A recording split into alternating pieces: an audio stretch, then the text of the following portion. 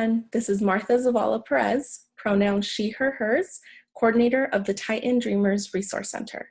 In today's how-to video, I will be showing you how to complete the AB 540 affidavit, step by step. Remember, this form does not give you financial aid. It just allows you to pay in-state tuition if you are an undocumented individual living in the state of California. So let's get to the form.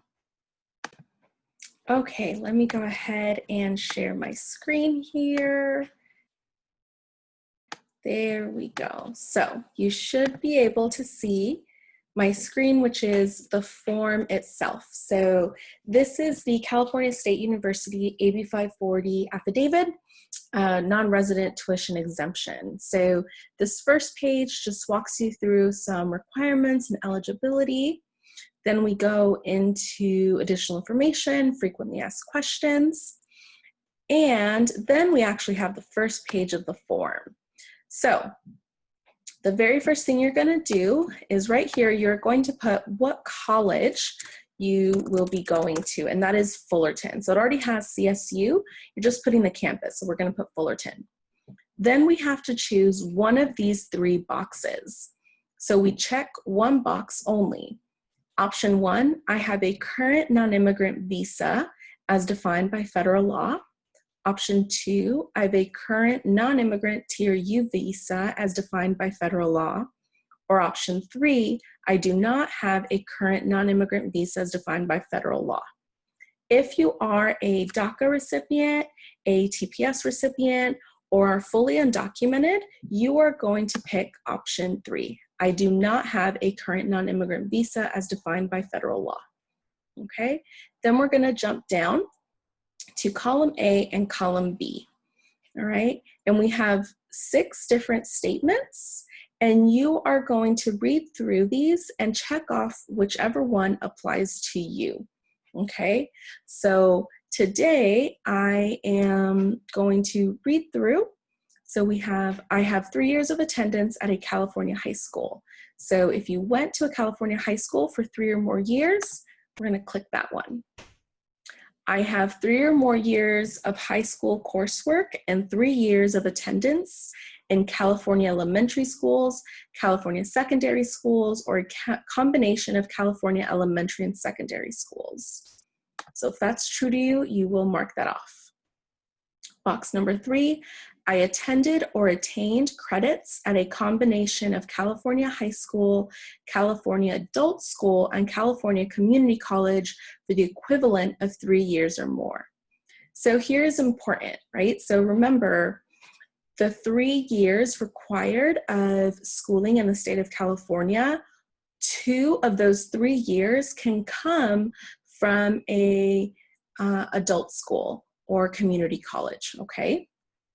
So let's say that's how you meet the requirements, you would mark it off or not, okay? Column B, I have graduated or will graduate before the first term of enrollment at the CSU with a California high school diploma or the equivalent thereof. So will you have a high school diploma or something similar such as the GED by the time you start your first semester at Cal State Fullerton? I'm going to say yes. Next one, I completed or will complete an associate's degree from a California community college. So if I'm transferring in from a community college, I might go ahead and say yes if I have attained an associate's degree from that community college. Next up, I completed or will complete the minimum requirements at a California community college for transfer to the California State University. So if you're transferring to Cal State Fullerton from a community college, that would be a yes, right? Because it means that you have met the minimum requirements in order to transfer here to Cal State Fullerton. I'm not sure why. Next page. This page seems a little tricky, but actually isn't too bad. What we're going to do here is actually provide information of how we meet that 3-year requirement of schooling. So we're going to want to put the city in which that community college was located. Okay, and you're gonna wanna put when you were there. So let's say you were at this community college from August of 2017 to May of 2020. Okay, then you are going to want to put the number of credits that you completed while at this community college. You can find that on your transcript. Let's pretend you're transferring 60 units. Okay, then you're going to want to put your high school. Now, whether you are transferring from a community college or coming in as a first-time student, you need to include your high school.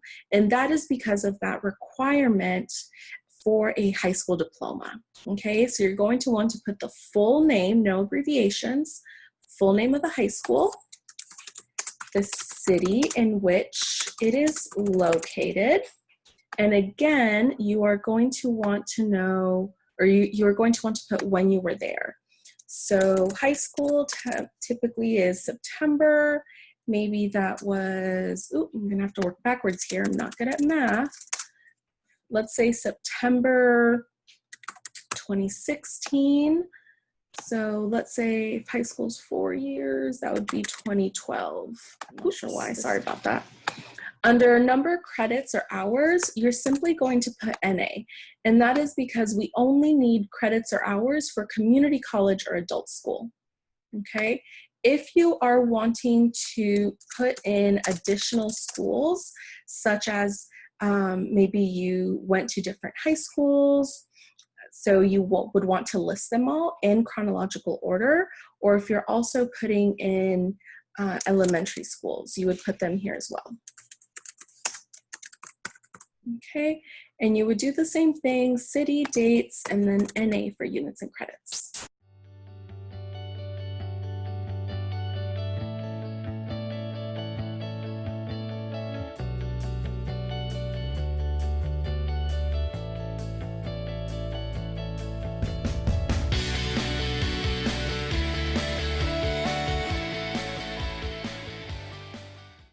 Then here you are going to type out your first name. Here you're going to put your student ID number. This is what at Cal State Fullerton we refer to as your CWID, CWID, okay? Then you're going to put an email address. Put whatever email address you will check. You'll sign it here and you'll see with the PDF that lets you do a fancy signature. Oh, it's not doing it right now. But this is essentially an electronic signature, and that's okay. And then you would put the date, and that is it. My AB 540 affidavit is complete. So now let's go ahead and talk about submitting your AB 540 affidavit. You must submit all of your paperwork by August 1st. So what you're going to do is make an email. You're going to attach your now completed AB 540 affidavit, unofficial copy of your high school transcripts, and you're going to email it to residency@fullerton.edu. If they have any questions, they'll email you. Make sure that you respond and you complete everything by August 1st. Once everything is processed, you will get a confirmation email from admissions. Thank you for watching.